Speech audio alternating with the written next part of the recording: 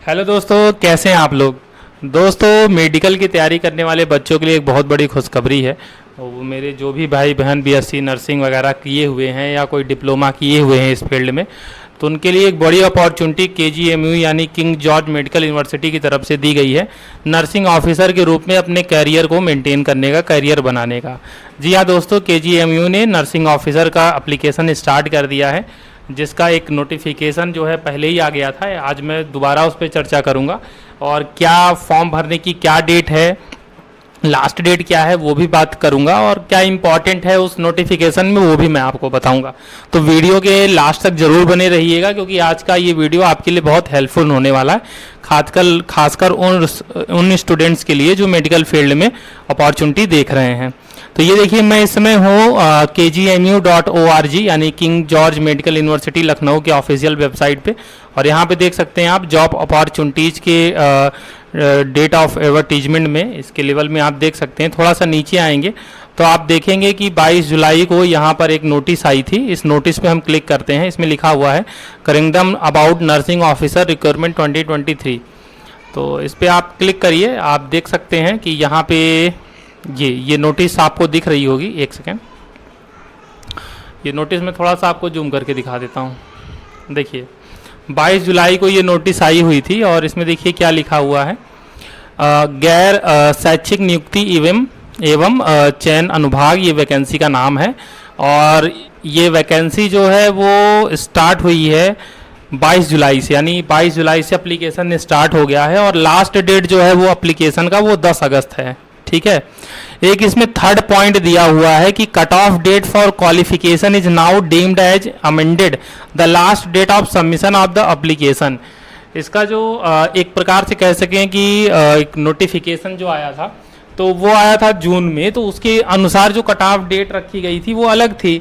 तो उसके लिए इसने अपडेट दिया है कि जो कट ऑफ डेट होगी एज के क्वालिफिकेशन के लिए, तो इसके लिए क्वालिफिकेशन के लिए जो कट ऑफ डेट होगी, तो वो कट ऑफ डेट होगी 10 अगस्त, यानी जो last date of form submission है 10 अगस्त, वो डेट मानी जाएगी। उस डेट से आपको अपनी क्वालिफिकेशन आपकी कंप्लीट हो जानी चाहिए। ये इसके कहने का मतलब है।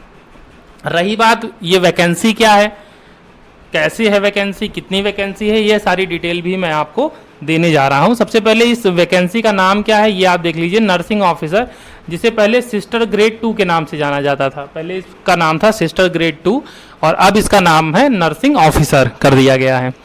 तो 22 जून को इसका एक नोटिफिकेशन आया था, एडवर्टीजमेंट आया था। आइए उस एडवर्टीजमेंट को पढ़ लेते हैं। ये है वो एडवर्टीजमेंट जो 22 जून को आया था। ठीक है, तो मैंने इसे डाउनलोड कर रखा है। आइए इसके बारे में डिटेल एनालिसिस करते हैं। तो देखिए, ये जो एडवर्टीजमेंट है, तो इसमें दो चीज़ें हैं, general and backlog recruitment for the post of nursing officer. इसमें जनरल पोस्ट भी हैं और बैकलॉग पोस्ट भी हैं। ठीक है, तो अब देखिए, ये जो सीबीटी कंप्यूटर बेस्ड टेस्ट, इसके बारे में भी बात करेंगे। आप लोग जानते ही हैं कि आजकल जितने भी एग्जाम हो रहे हैं तो सीबीटी टाइप के होते हैं, यानी कंप्यूटर बेस्ड टेस्ट होते हैं।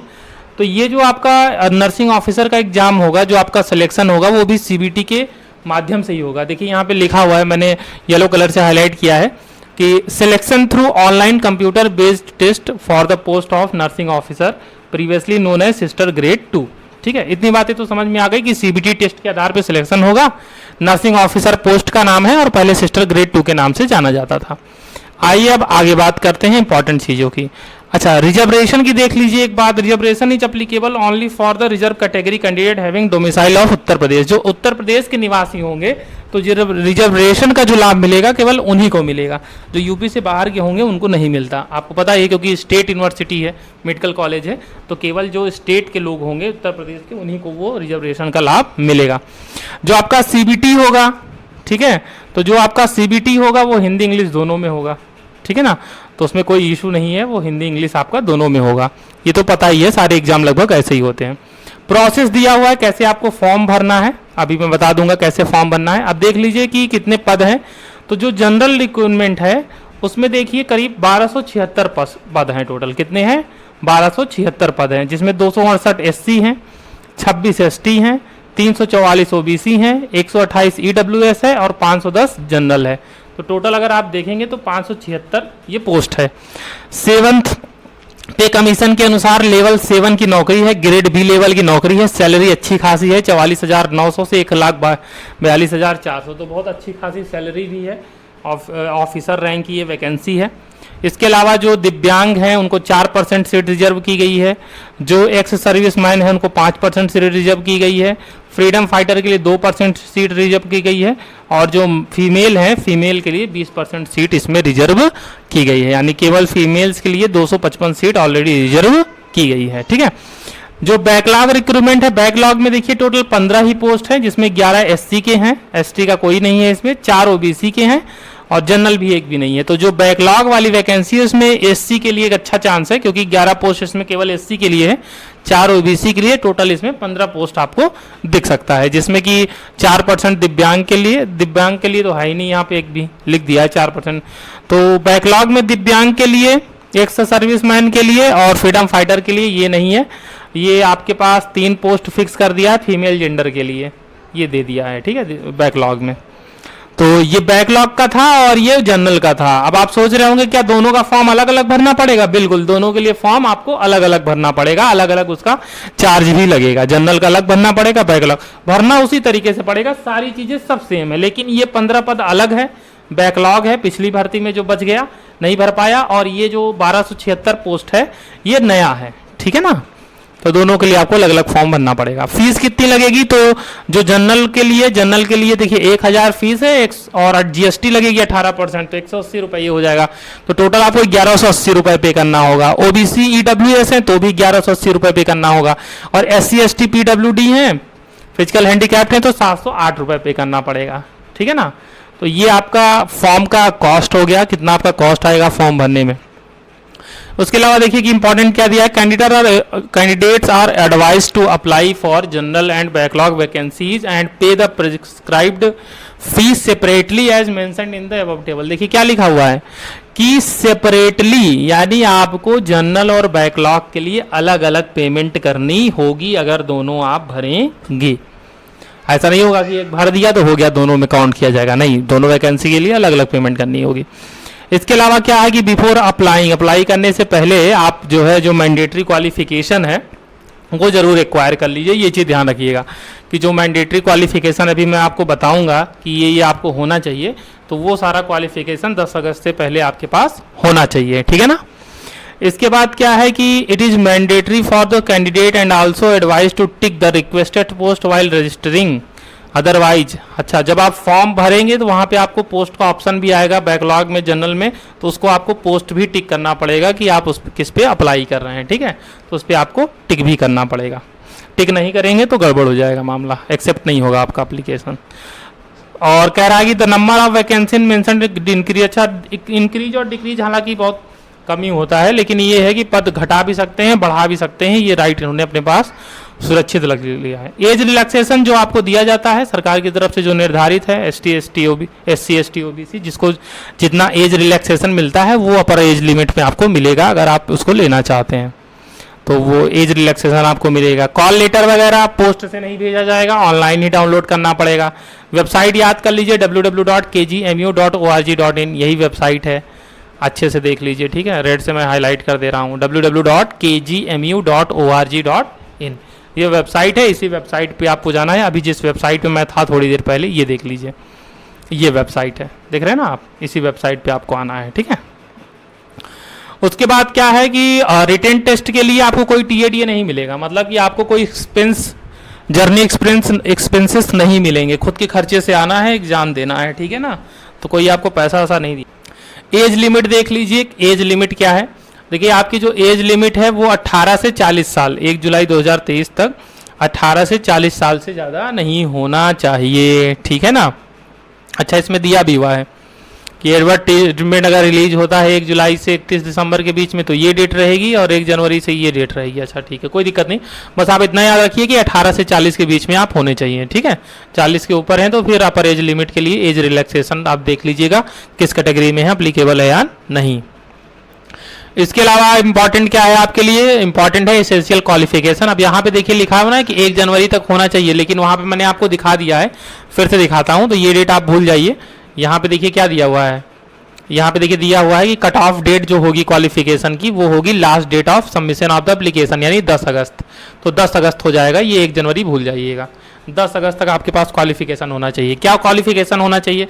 बीएससी नर्सिंग हो आपके पास, बीएससी ऑनर्स नर्सिंग हो, बीएससी नर्सिंग हो, ठीक है ना, बीएससी नर्सिंग होना चाहिए, इंपॉर्टेंट है। इसके अलावा क्या होना चाहिए? अगर बीएससी नर्सिंग नहीं है तो क्या हो? BSc post certificate, post basic BSc nursing, ये हो सकता है, ठीक है ना। इन दोनों में से एक डिग्री आपके पास होनी चाहिए। प्लस इसके साथ क्या होना चाहिए? आपको जो है रजिस्टर्ड होना चाहिए। कहाँ पर रजिस्टर्ड होना चाहिए? देख लीजिए क्या दिया हुआ है, एक बार रुक जाइएगा, एक सेकेंड, क्या हो गया भाई? ये देखिए, registered as nurses and midwifes in state and India nursing council. State nursing council में या तो इंडिया नर्सिंग काउंसिल में आपको रजिस्टर्ड होना जरूरी है, ठीक है, तभी आप फॉर्म भर सकते हैं। तो यहाँ पे रजिस्टर्ड होना चाहिए, प्लस आपके पास ये बीएससी नर्सिंग ऑनर्स या बीएससी नर्सिंग या पीएससी पोस्ट सर्टिफिकेट या पोस्ट बेसिक बीएससी नर्सिंग, ये कोर्स आपके पास होना चाहिए। अब अगर ये वाला कोर्स आपके पास नहीं है तो क्या ऑप्शन है? तो एक ऑप्शन और है, दूसरा ऑप्शन देखिए है डिप्लोमा का, कि आपके पास डिप्लोमा होना चाहिए जनरल नर्सिंग का, ठीक है। तो अगर आपके पास डिप्लोमा है तो भी काम चल जाएगा, जनरल नर्सिंग मिडवाइफरी का अगर आपके पास डिप्लोमा है तो भी काम चल जाएगा। लेकिन केवल डिप्लोमा नहीं, अगर डिप्लोमा है तो उसके साथ ही साथ आपको रजिस्टर्ड भी होना है। रजिस्टर्ड उस केस में भी होना था, रजिस्टर्ड यहाँ पे भी होना, तो आपको रजिस्टर्ड भी होना है नर्सिंग काउंसिल में। उसके साथ ही साथ डिप्लोमा से अगर आप भरेंगे तो एक चीज आपके पास जरूर होनी चाहिए, वो है 2 years experience in minimum into 50 bedded hospital. मतलब 50 बेड वाले हॉस्पिटल में आपको 2 साल का एक्सपीरियंस होना चाहिए, ये चीज आप ध्यान रखिएगा, ठीक है। अब एक्सपीरियंस ये 2 साल का कैसे? कि आपका कोर्स कंप्लीट हो गया, उसके बाद आपने 2 साल एक्सपीरियंस लिया। ऐसा नहीं है कि अभी डिप्लोमा जो है आपका कंप्लीट होगा 10 अगस्त से पहले और आप 2 साल से कहीं एक्सपीरियंस बनवा करके लगा दें, वो नहीं माना जाएगा। आपका कोर्स कंप्लीट हो गया, उसके बाद का 2 साल का एक्सपीरियंस, ठीक है। तो डिप्लोमा अगर है जनरल नर्सिंग में तो उसमें काम चल जाएगा, लेकिन फिर उसमें 2 साल का आपके पास एक्सपीरियंस होना चाहिए, तभी आपका काम बन पाएगा, तभी आप ये फॉर्म भरिए, अन्यथा मत भरिए, ठीक है। आइए आगे बढ़ते हैं। ग्रुप बी लेवल की नौकरी है, नॉन गजेटेड ऑफिसर की नौकरी है, ऑफिसर लेवल की नौकरी है। ग्रुप बी बहुत अच्छे लेवल की नौकरी है, अच्छा पेमेंट भी आपको मिलेगा। एप्लीकेशन फी वगैरह सारी चीज़ें डिस्कस कर दिया हूँ। सिलेक्शन प्रोसेस क्या होगा? सिलेक्शन प्रोसेस होगा computer based test, CBT test होगा, उसी के आधार पर आपकी फाइनल मेरिट बनेगी, उसी के आधार पर आपको बुलाया जाएगा जो लोग सेलेक्ट होंगे, ठीक है ना। पेपर कैसा होगा? सीबीटी जो टेस्ट होगा, स्कीम ऑफ एग्जामिनेशन देख लीजिए, 2 घंटे का पेपर होगा, 100 मार्क्स का पेपर होगा। सही करेंगे तो 1 नंबर मिलेगा, गलत करेंगे तो 1/3 काट लिया जाएगा। निगेटिव मार्किंग है, तुक्का नहीं मारना है, ध्यान दीजिएगा, ठीक है। अब देखिए 60 मार्क्स का तो आपका हो जाएगा जो आपका सब्जेक्ट है, सब्जेक्ट से लेवल आपका क्वेश्चन आएगा सब्जेक्ट रिलेटेड। उसके अलावा 10 नंबर का आपका जनरल इंग्लिश आएगा, फिर उसके बाद देखिए 10 नंबर की आपकी रीजनिंग आएगी, फिर 10 नंबर की देख लीजिए आपकी जनरल नॉलेज आएगी, और 10 नंबर की आपकी मैथ आएगी, ठीक है। यानी 60 यानी 40 का रेशियो है। 40 में क्या है? General English, reasoning, general knowledge और मैथमेटिकल एप्टीट्यूड। 40 नंबर ये हो गया, और 60 नंबर आपके उससे आएगा, सिस्टम से आएगा, जो आप पढ़े हैं, नर्सिंग का काम किए हैं, ठीक है, उससे सब्जेक्ट से पूछा जाएगा। तो 60-40 का रेशियो है, यानी टोटल 100 मार्क्स में आपकी मेरिट बनेगी, ठीक है। और एक फाइनल मेरिट लिस्ट भी बनेगी। अच्छा, इसमें वेटिंग लिस्ट भी देंगे, ये देखिए यहाँ पे इन्होंने दिया हुआ है कि वेटिंग लिस्ट भी देंगे, 1:3 रेशियो करके वेटिंग लिस्ट भी निकालेंगे, ठीक है ना। और देखिए यहाँ पे लिखा है for post having experience as essential criteria, जिसमें एक्सपीरियंस चाहिए ही चाहिए, तो the experience which has been acquired only after obtaining essential qualification will be considered as valid. तो जिसमें एक्सपीरियंस मांगा है, तो जब आप वैलिड जो क्वालिफिकेशन है उसको एक्वायर करने के बाद का वो एक्सपीरियंस होना चाहिए, तभी उसको ये काउंट करेंगे, अदरवाइज काउंट नहीं करेंगे, ठीक है। सपोज दैट मान लीजिए आप ने अभी 6 महीने पहले अपना कोर्स कंप्लीट किया है, तो अगर 6 महीने पहले कोर्स कंप्लीट किया है तो फिर 2 साल का एक्सपीरियंस तो बन नहीं पाएगा। डिप्लोमा की बात कर रहा हूँ, क्योंकि डिप्लोमा में ही एक्सपीरियंस मांगा है, बीएससी नर्सिंग वाले में नहीं मांगा है। तो डिप्लोमा अगर 6 महीने पहले कंप्लीट हुआ है तो नहीं भर पाएंगे, क्योंकि 2 साल तो एक्सपीरियंस हो ही नहीं पाएगा, 6 ही महीने बन सकता है। ये चीज़ें कही गई हैं। तो ये फुल नोटिफिकेशन था, आप डाउनलोड कर लीजिए, यहाँ से डाउनलोड भी कर सकते हैं वेबसाइट से ही, मैं दिखा देता हूँ। ये देखिए अभी मैंने जो आपको डाउनलोड करके दिखाया 22 जुलाई का, करिंगडम अबाउट नर्सिंग ऑफिसर, उसी के ऊपर देखिए 22 जून करके ये 12 नंबर पे लिखा हुआ है, general and backlog requirement for the post of nursing officer. यहाँ पे क्लिक करेंगे तो डाउनलोड हो जाएगा। अब इस वैकेंसी को अप्लाई करना है तो बगल में देखिए अप्लाई नाउ लिखा है, इस पर क्लिक कर दीजिए। जैसे इस पर क्लिक करेंगे तो आ जाएगा कैंडिडेट रजिस्ट्रेशन, कैंडिडेट लॉगिन। तो आपको अभी पहले रजिस्टर करना है ना, अभी तो आपने रजिस्ट्रेशन किया नहीं, तो इस पर रजिस्ट्रेशन पे क्लिक करिए। अब ये पेज खुल के आएगा, यहाँ पे आप अपना मोबाइल नंबर डालेंगे, OTP आएगा, उसको करके अपना वेरीफाई कर लीजिए मोबाइल नंबर। अपना ईमेल ID डालिए, उस पर OTP आएगा, 6 डिजिट का OTP डाल के वेरीफाई कर लीजिए OTP। ठीक है, ईमेल वेरीफाई हो गया। तो जब ईमेल आपका वेरीफाई हो गया, फिर ईमेल पासवर्ड डाल करके कन्फर्म पासवर्ड करके आपका अकाउंट बना लीजिए। फिर अकाउंट बनाने के बाद लॉगिन करने के बाद फिर आपको अपना पूरा फॉर्म वहाँ से फिल कर लेना है। बहुत ईजिली आप अपना फॉर्म फिल कर पाएंगे। कोई दिक्कत आएगी तो कमेंट बॉक्स में हमसे पूछ सकते हैं। ठीक है, तो मैं तो यही कहूंगा दोस्तों, जल्दी से आप डाउनलोड कर लीजिए नोटिफिकेशन, एक बार पढ़ लीजिए और फॉर्म को भर दीजिए। 10 अगस्त से पहले भर दीजिए। बहुत अच्छी वैकेंसी है, बहुत सॉलिड वैकेंसी है, अच्छा सैलरी आपको मिलेगा, अच्छा जॉब सिक्योरिटी मिलेगा।